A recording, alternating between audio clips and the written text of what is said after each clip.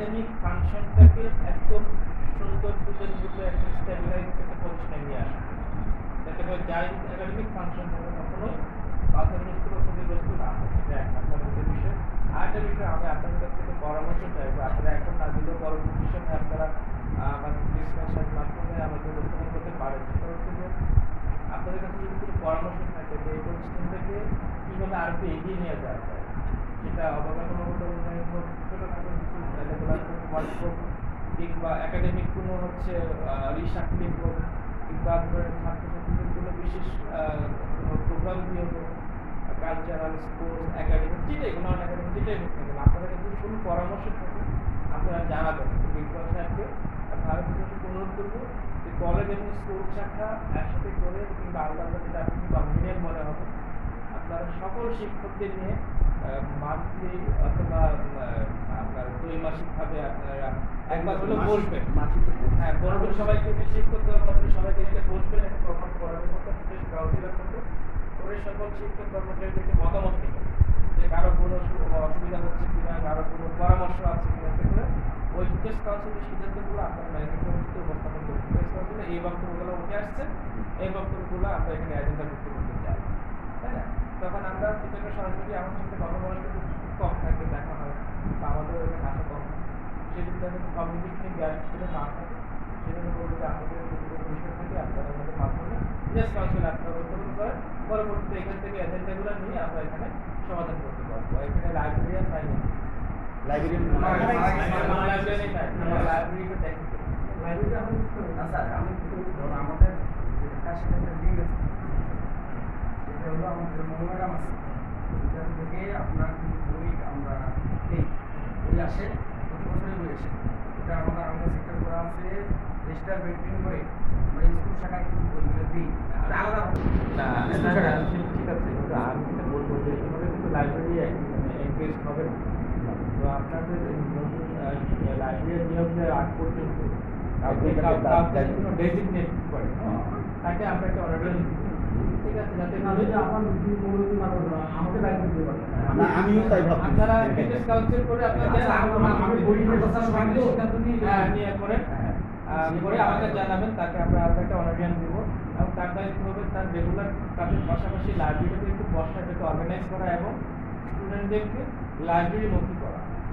যেমন ইন্টারমিডিয়েটে আমাদের কিন্তু বিভিন্ন সাবজেক্টে বা বিশেষ করে সায়েন্স সাবজেক্টগুলোতে একাধিক রাইটারের বই কিন্তু পড়াতে হয়, যা আপনারা লাইব্রেরির দায়িত্ব থাকবেন এবং যিনি সংশ্লিষ্ট ক্লাস টিচার তার দায়িত্ব হবে যে আমার লাইব্রেরিতে সবগুলো রাইটারের বইগুলো আছে কিনা, যাতে করে কোনো স্টুডেন্টের কিন্তু তার কাছে সকল টিচারের কিন্তু সকল রাইটারের বই কেনা কিন্তু সামর্থ্য থাকে না, তাকে সেই জন্য লাইব্রেরি থেকে ওই টিচারের বইটা রাইটারের বইটা একটু দেখতে পাবে, তাই না?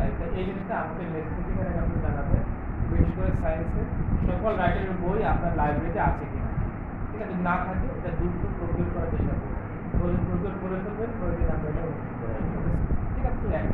জিনিস হচ্ছে যে বাচ্চাদেরকে আপনি একটা লাইব্রেরি মুখী করবেন, আর এখানে শারীরিক শিক্ষক আছে, শারীরিক শিক্ষা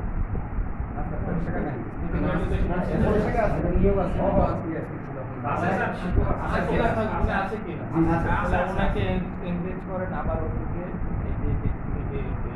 স্পোর্টসের একটি জিনিসগুলো আবার শুরু করেন, বাচ্চাদেরকে একটু খেলাধুলাগুলো মধ্যে করান, প্র্যাকটিস করার ওদেরকে সরঞ্জামগুলো দেখার কি কি আছে, মানে স্টুডেন্ট যেন একটা কমিউনিকেশন তৈরি করবে, যাতে করে স্টুডেন্ট জানতে পারে যে আমার এখানে কী কী সরঞ্জাম আছে বা তারা এগুলো ভেতরে খেলে এত বড় একটা মাঠ, এটা কিন্তু আছে।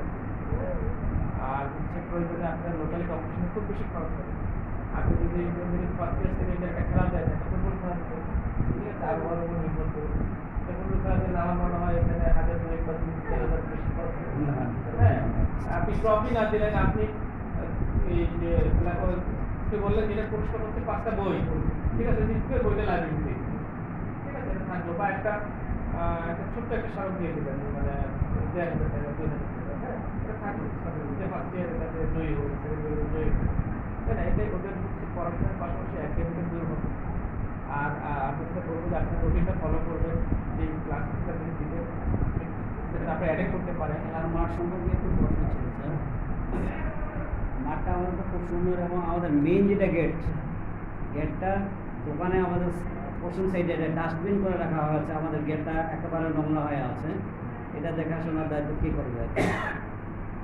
আমাদের মেইন গেট যেটা খেলার মাঠের আমাদের প্রতিষ্ঠানে মেইন প্রতিষ্ঠানে ঢুকতেই এই দোকানের সাথেই ডাস্টবিন করে রাখা হয়েছে অনেকগুলো সেই ডাস্টবিনটা কাঁদে বাজারের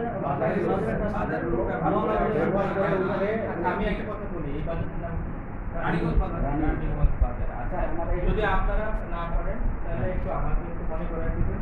রানীগঞ্জ বাজার কিন্তু জায়গা আছে। ঠিক আছে, এই জায়গাটাকে আপনারা যদি পারেন আপনারা বলেন আমাকে দেখা করতে, আপনারা না পারেন পরবর্তী দিনকে আপনারা মনে করাই দিবেন। আমরা গরু কুরবানির সময় এখানে গরু হাট হয়েছে। এগুলো আপনারা করতে দিবেন না, এটা তো হাটের জায়গা নয়। না না, এগুলো আমরা দিয়েছি এবং বাৎসরিক কিন্তু টাকা দিয়েছি। কালি স্যার এবার বন্ধ করছিলাম খুব চাপ হচ্ছে। আমরা কিন্তু আমি একটা কথা বলি, দিনাজপুর সদরে এই প্র্যাকটিস আছে।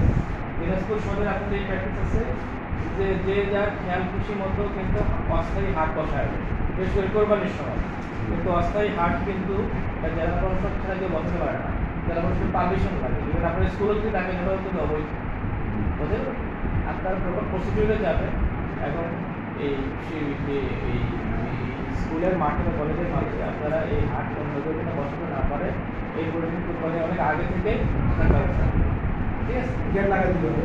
গেট লাগাই দেবেন, গেট না লাগাইতে পারে খেলা ছেড়ে দিবেন, বুঝলেন আপনি? অল্টারনেটিভ বিকল্প চলে যাবেন। অথবা স্কুল যদি কলেজ যদি ডাকতে চায় তাহলে কলেজ আগে থেকে ওই ব্যবস্থা করে দেবেন। আমার সাথে কথা বলে ওই নিয়ে কিন্তু এটা তৃতীয় পক্ষ বা অন্য কোনো পক্ষকে এখানে এসে এখানে মাঠে মাঠের এই অবৈধ দখল করে চেষ্টা করতে দেবেন। আমি আজকে আর আমি সময় নেবো না, আমি পরীক্ষা চলতেছে আমাদের। আমি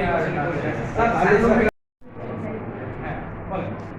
স্যার আমার ওই সিনিয়রিটি জুনিয়রিটি নিয়ে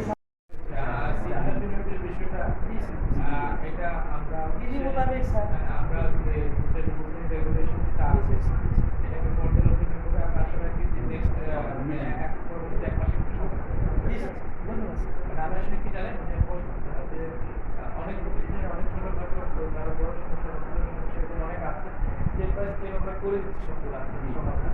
কারণ এরকম করে এই